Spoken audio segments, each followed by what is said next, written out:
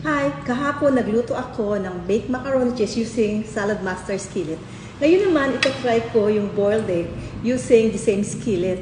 Now, ang una kong gagawin is, meron akong wet kitchen paper. And then, lalagay lang natin yung egg sa loob.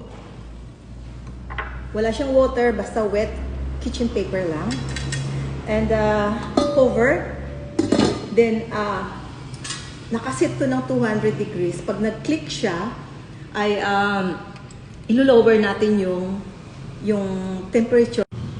Yeah, ang Salad Master can be very hot. Kaya itong cookware na to is designed to cook efficiently in a lower heat. So kaya kailangan pag tumaas na yung temperature na kailangan natin ibaba. And click na siya.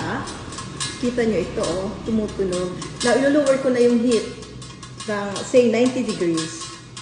After 5 minutes, ito na siya. So, ibaba natin sa bowl na may cold water. Check na natin ngayon kung anong resulta ng niluto sa Salad Master electric skillet.